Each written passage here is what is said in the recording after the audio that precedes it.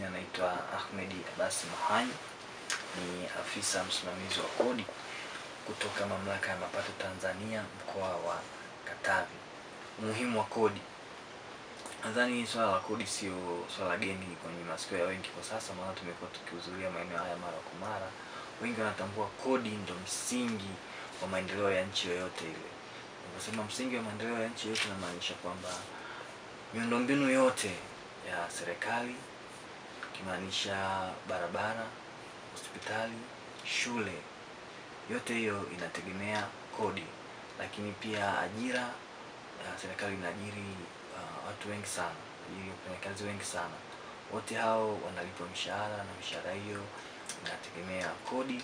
Lakini kuna mambo mazima ya usalama. Tunapoona nchi kwamba ipo salama, unaweza ukaamka asubuhi ukaenda kufanya kazi, ukaenda kujitafutia sehemu yoyote ile ukiwa na uhuru na amani, basi ujue kuna usalama. Sasa usalama huu unapatikana endapo tu kodi inalipwa. Yaani wewe uwezo wako wa kujitafutia kipato chako chote hicho kutokana na usalama ambao upo, na usalama huu umekuwa sponsored na kodi. Huu ni umuhimu wa kodi, na watu wengi pia wanatambua. Shule wanafunzi wanasoma bure sasa hivi kote huko kuna hivi shule za awali, sekondari mpaka VETA, kote huko tunasimamiwa na kodi. Kwa hiyo kodi ni jambo ambalo ni la muhimu sana katika nchi yetu ili kufikia malengo ya nchi kama nchi, lakini malengo pia ya serikali na malengo binafsi. Basi tuhakikishe kwamba watu wote wanalipa kodi. Ni muda gani hasa wa kufanya makadirio ya kodi na kuwasilisha kodi na kuwasilisha return za kodi? Okay, asante sana. Muda wa makadirio tunasema kwa mtu binafsi, ikimaanisha mimi na wewe, watu binafsi ambao sio makampuni. Muda wa makadirio ni miezi mitatu ya mwanzo wa mwaka. Yaani pale kuanzia Januari, February, March, basi mtu anatakiwa ameshafanya makadirio ya kodi. Lakini makadirio haya ya kodi pia yamegawanyika katika makundi mawili makubwa. Kuna wafanyabiashara ambao wanajikadiria, lakini pia kuna wafanyabiashara ambao wanakadiria na Mamlaka ya Mapato Tanzania TRA. Wafanyabiashara ambao wanajikadiria ni wale wafanyabiashara ambao mauzo yao kwa mwaka mzima yanaanzia shilingi milioni 100 na kuendelea.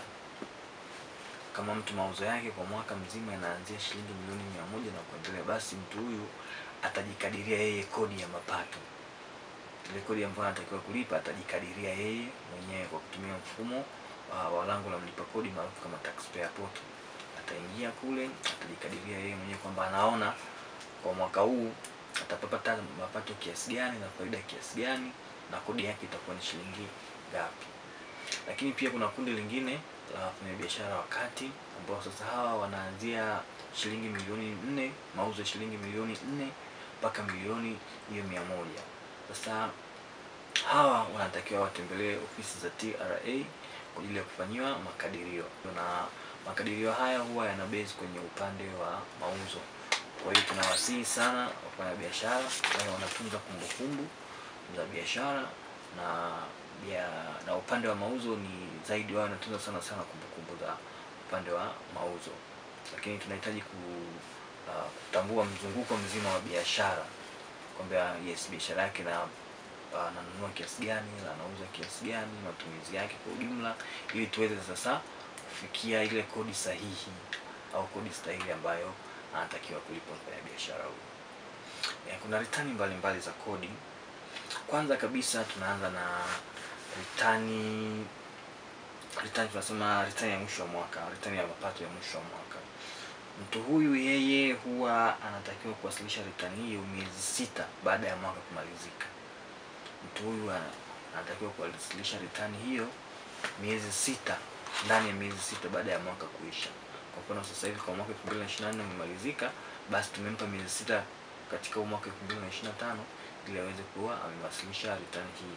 Sasa mtu huyu ambaye anatakiwa kuwasilisha ritani hii, huyu ni yule ambaye anajikadiria mwenyewe, nikimaanisha kwamba mauzo yake yameshafika milioni 100 na kuendelea, na anatakiwa kutengeneza vitabu vya hesabu au vitabu vya mizania. Sasa mtu huyu ndo tumempa hiyo nafasi ya miezi 6 kuziandaa hizo, kwa Kiingereza wanaita financial statements, na anatakiwa kuzileta kabla ya tarehe 30 mwezi wa 6. Lakini pia kuna taasisi za kiserikali, hawa wao wamepewa miezi 9 kuleta hizo hesabu zao pamoja na ritani. Ritani kwa kifupi ni taarifa tu. Kwa tunatumia neno ritani, neno ambalo tumelitoa katika lugha ya kigeni, lakini kwa Kiswahili chake ni taarifa. Yes, taarifa hizi sasa ndio zinatakiwa kwa taasisi za serikali, wao wamepewa miezi 9, wanatakiwa wamesha leta taarifa hizi kwenye mamlaka ya mapato. Lakini pia wao ambao wanajikadiria wote, taasisi za serikali na hao wengine ambao wanajikadiria, wao wanatumia ile lango la mlipa kodi, na lango la mlipa kodi maarufu kama taxpayer portal kuwasilisha hizi taarifa. Kwa hiyo muda unapofika pale, basi atashirikiana na mhasibu wake na kuhakikisha kwamba taarifa hizi zinaifikia mamlaka. Lakini pia kuna waajiri wanatakiwa kuwasilisha taarifa za waajiriwa wao, taarifa za waajiriwa, return za kila mwezi. Sasa hizi tunaziita zile pay return, pay as you earn return. Return hii inakuwa inaonyesha ni kiasi gani yule mtu analipwa pamoja na kodi ambayo una mkata na ambayo unatakiwa kuwasilisha TRA. Return hii huwa inawasilishwa kabla ya tarehe 7 kwa mwezi ambao unafuatia. Nini kabla ya tarehe 7 kwa mwezi ambao unafuatia? Let's mwezi huu wa 3 unapoisha, basi umepewa siku 7 huwa umewasilisha return hii. Lakini pia kuna return nyingine ya kodi ya ongezeko la thamani. Ni kwa wale ambao wamesajiliwa na kodi ya ongezeko la thamani maarufu kama VAT. Hawa wamepewa siku 20. Wamepewa siku 20 kwa ajili ya submit taarifa hiyo. Kwa hiyo kama ni taarifa ya mwezi wa 3, basi ndani ya siku 20 za mwezi wa 4 anatakiwa amesha leta return hii. Lakini pia kuna wanaolipa kodi ya SDL, yes, ya maendeleo ya ufundi stadi. Kodi hii na yenyewe wanaolipa wanatakiwa kuwasilisha return ndani ya siku 7. Baada ya mwezi kumalizika, ndani ya siku 7, basi mlipa kodi anatakiwa kuwasilisha hiyo taarifa. Hizo ndio return muhimu. Lakini kwa ambao wanajikadiria sasa, ambao ndo walengo hasa kwenye hichi kipindi, wao wanatakiwa kuhakikisha kwamba return yao ya makadirio wameituma ndani ya hii miezi 3, mwezi wa kwanza, wa pili na wa 3. Kwa kimsingi sasa hivi tumebakiwa na siku takriban kama 10 hivi, tarehe 21 za kwao kuweza kuhakikisha kwamba wametuma hiyo return ya makadirio, kwamba wanajikadiria wenyewe. Lakini kwa wale ambao sisi tunawakadiria, basi tumebakiwa na siku 10 kuhakikisha wakitembelea ofisi zetu za TRA ili kufanyia makadirio ya kodi ya mapato kwa mwaka 2025. Ningependa kuwakumbusha tu ndugu wasikilizaji kwamba kwa mfanyabiashara yoyote yule ambaye mauzo yake kwa mwaka yanaanzia shilingi milioni 11 na kuendelea, basi mfanyabiashara huyu ana wajibu wa kutumia mashine ya kutolea risiti za kielektroniki, mashine au mfumo wowote wa kutolea risiti za kielektroniki. Kama mauzo yako yanaanzia shilingi milioni 11 na kuendelea, basi unatakiwa upate mashine au mfumo wowote ule wa kutolea risiti za kielektroniki.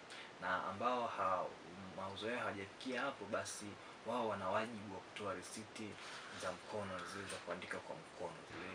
Yes, wafanyabiashara hawa wana wajibu huo. Sasa kwenye upande wa adhabu, ndio adhabu zipo kwa mfanyabiashara ambaye atashindwa kutoa risiti ya kielektroniki, lakini pia ambaye atashindwa kununua mfumo au kununua mashine hiyo, pia kuna adhabu. Lakini pia kwa upande wa sisi watumiaji, kama utashindwa kudai risiti, basi pia na wewe kuna adhabu zako. Upande wa wafanyabiashara wanaoshindwa kutoa risiti, adhabu yake huwa inaanzia milioni 2. Inaanzia milioni 2 kwa kima cha chini kabisa, lakini pia haitazidi milioni 4.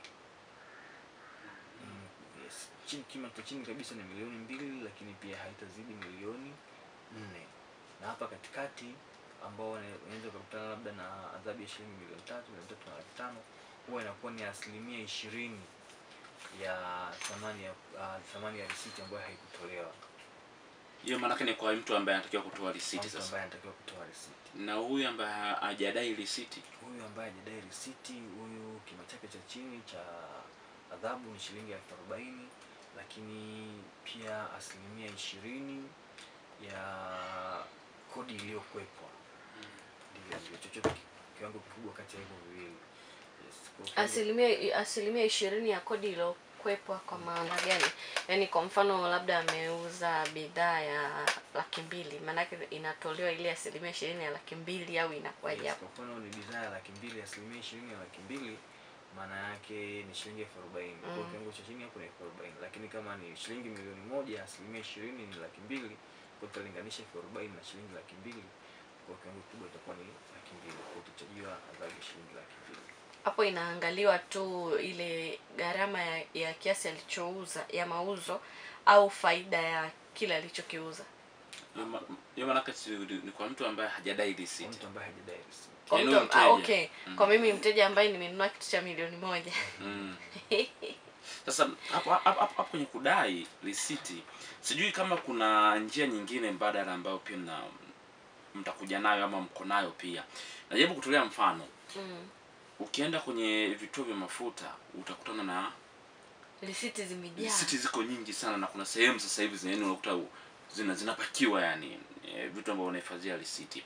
Lakini pia mbali na hapo, naamini hata kwenye haya maduka baadhi wateja wengi pia desturi ya kudai risiti bado kama kuna changamoto. Sijui kama sio kudai risiti tu, hata huenda pia muuzaji naye kuna muda mwingine na yeye anaona haweni sijadaiwa. Sijui kama huwa mna utaratibu mwingine wa kujua kwamba huyu muuzaji naye huu mwezi mbona mbona kama mapato yamepungua. Sijui mna utaratibu upi ambao mnaufanya ili kuhakikisha kwamba muuzaji mnambana kuhakikisha kwamba anauza na ile kiasi cha kodi ambayo ile inarudi kwenu, lakini pia kwa huyu anayenunua naye pia anapata risiti. Okay. Kwanza kabisa ningependa watu waelewe kwamba unapotoa risiti hauchajiwi kodi. Ile risiti haina kodi yoyote. Risiti ni kwa ajili ya kusaidia wewe kutunza kumbukumbu za mauzo. Kwa hiyo mfanyabiashara anapokuwa anatoa ile risiti hamna kodi yoyote ambayo anakuwa anachajiwa moja kwa moja. Bali tu ni kwamba sisi tunakuwa tunataka taarifa sahihi kuhusu biashara yake, ambazo taarifa hizi huwa zitatusaidia sana wakati wa makadirio. Aidha wakati anajikadiria yeye mwenyewe kwamba ajue ni kiasi gani. Kama mwaka jana basi ameuza shilingi 1,120,000, basi awe anajua okay, mwaka huu maybe inaweza nikaongezeka kidogo au inaweza ikabaki hapo hapo. Yeye mwenyewe ana kumbukumbu ili kuepukana na ile kwa ile riba kama atakuwa amejikadiria kidogo sana kulinganisha na uhalisia. Kwa hiyo njia moja hapo ambayo sisi tunaitumia kuhakikisha kwamba mfanyabiashara anatunza kumbukumbu zake ni utoaji wa risiti.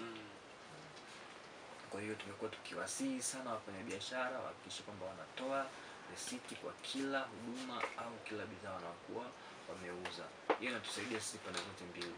Yeye kufahamu taarifa zake kuhusu biashara yake, lakini pia sisi kuweza kutoza kodi sahihi. Tusingependa kumwonea mtu, sababu kama utakuwa una taarifa yoyote ile ambayo inahusisha biashara yako, na maana sasa ni watu wawili mkae mezani mwanze kujadiliana. Sasa hiyo inakuwa sio nzuri kwa pande zote mbili. Unaweza msifikie mwafaka, kwa sababu mimi naweza nikawa nalifahamu duka lako kwa nje tu, bwana ile duka ukipita limejaa, lakini kumbe wateja hakuna. Sasa hapo inapokuwa ni changamoto kwamba mimi nitaamini duka lako ni kubwa, basi unastahili makadirio makubwa. Lakini unapokuwa na risiti na umetoa risiti, basi taarifa zako zote za mauzo zinakuwa ziko hai na sisi tunakuwa tukiziona, basi tunajua kweli inaonekana na duka kubwa, lakini kimsingi mauzo yake sio kama tunavyoyafikiria. Kwa maana tunasisitiza sana kwenye kutoa risiti, kwa sababu inaepusha migogoro. Migogoro ambayo inakuwa haina maana muda mwingine, na kuepuka kama umekuwa kuna taarifa sahihi. Na kweli tunakuwa tunatambua pale unapokuwa labda umepata changamoto, tunakuwa tunaona kwenye mfumo wetu kwamba huyu ndugu yetu leo hajatoa risiti, siku ya masaa 24 yamepita, labda hajafungua leo.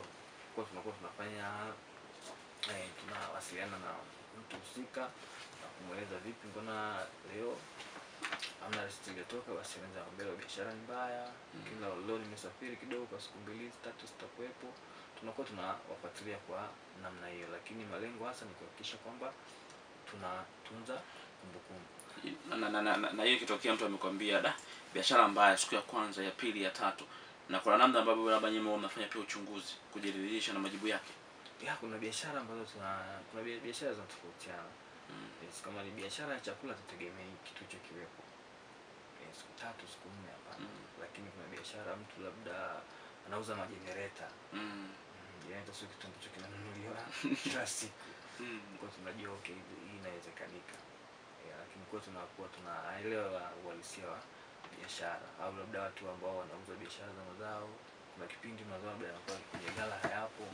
Kwa hiyo unakuwa ameshamaliza kwenye mwaka tayari ameshamaliza kufunga store. Kwa tunategemea na kipindi fulani ambapo anakuwa atakuwa atoe receipt. Lakini kwa upande wa sisi watumiaji, receipt ndo karatasi ambayo inaonyesha kwamba wewe ni mmiliki wa bidhaa husika.